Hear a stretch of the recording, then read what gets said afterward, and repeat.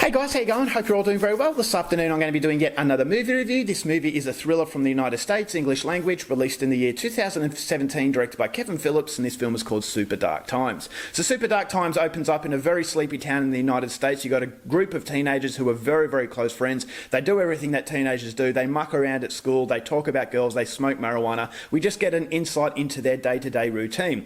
But one afternoon is going to be unlike any afternoon they've ever experienced, because when they get together, one of the teenagers dies by accident at the hands of another teenager, and so they freak out about this. They say that if they report it to the authorities, they're going to get in trouble, so they decide to bury the body.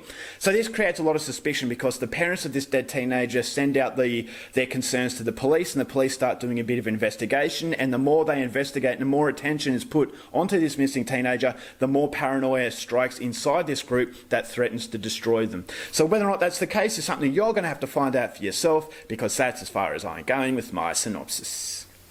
Now my thoughts on Super Dark Times. This is a film that should have been a lot better than it was. For the first 3/4 of this movie, it was absolutely outstanding. It was a realistic portrayal of young people put under very extreme circumstances, and the sense of realism really struck through, and I thought it created a lot of suspense, a lot of paranoia. It's a very psychologically tormenting film, but the last quarter of this movie really affects it in a way that it becomes a major disappointment, because it loses its self-identity. And that's something I'll go into a little bit later, but what I really liked about Super Dark Times is that it does possess a lot of very impressive qualities. And the most impressive quality to this film is the very dark tone that the film has. It's a very, very dreary film. It's a very dark film, and that darkness is maintained in a very consistent level, and it always has you on the edge of your seat. What's going to happen? Is this body going to be found? Are these teenagers going to spill the beans and tell the authorities what's happened? And so you could sense that torment. You could sense that paranoia. Every little thing that happens in the film threatens to derail everything, and so it does keep you on a knife's edge. And I thought the acting performances from this group of kids was actually quite decent.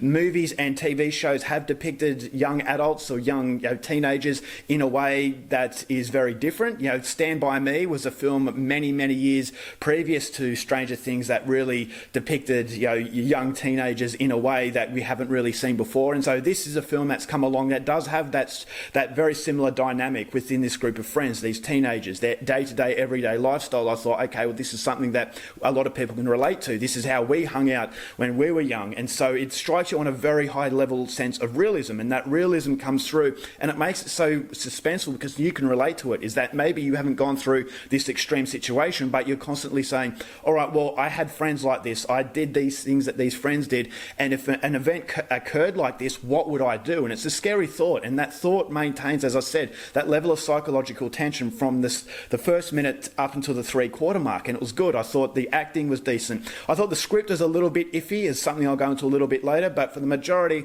I could get the sense that they were close enough. And so when this horrible thing happened, I thought, all right, well, it's tearing them apart. And psychologically, they're keeping this secret, and this secret is so destructive. And it does show you how destructive something like that can be. And so whether or not the authorities are going to catch them, whether or not these friends are going to turn against each other, there's a lot of avenues for suspense. And I thought that Kevin Phillips utilised those avenues in a way that maintains your interest, and it sustains that level of tension. So the tone's very consistent. I thought the soundtrack was excellent, very dreary, very cold, and just the whole atmosphere is just brooding. It's a brooding intensity that captures you, and it really should have made this film an absolutely fantastic experience. But unfortunately, as the movie goes along and it snowballs in its realism, the last quarter of the movie doesn't know how to execute itself. It doesn't know how to maintain that level and cross the finish line in a very rewarding ways, because it goes from a realistic film into a genre sort of horror movie, and it's a horror sort of formula that you follow that you really disconnect yourself from. And so I thought as though it would have been a lot better if Kevin Phillips maintained that level of realism, as opposed to going down a standard horror/thriller road, because this is where you disconnect yourself and you know that you're watching a movie, and so you think,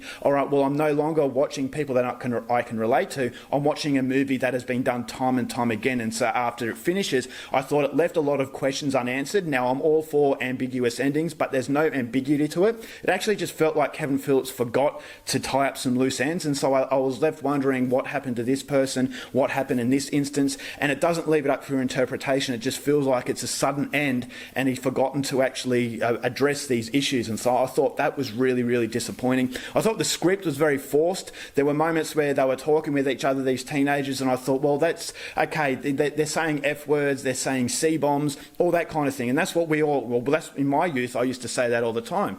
But it just felt forced. It didn't feel like it was there to further intensify that realism. It just thought as though it was there just to be that sort of rebellious. And yes, teenagers are rebellious, but it just wanted that. It was just there for the sake of being there. I just didn't feel as though it fit with the characters' mentalities and the characters' personalities. I just thought as though the dialogue was a bit off-putting and a little bit disjointed with that sense of realism that it wants to create. So the overall film, if it was more consistent in its flow of realism, there are some moments that are extremely realistic that work very, very well, but unfortunately the last quarter of this movie really does dampen the experience, and I just thought as though it was a film that, again, failed from its ending. A lot of movies don't know how to finish, and unfortunately Super Dark Times is one of them. But if you like these movies about teenagers going through life's problems and how they deal with these problems, it's definitely a movie I'd recommend. It's very well made. There are some very impressive qualities about it, but unfortunately, as far as a consistent piece from start to finish,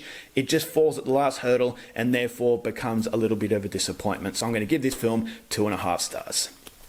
Alright guys, that's it for my review. Hope you enjoyed it. Till next time, keep watching movies, and I'll see you later.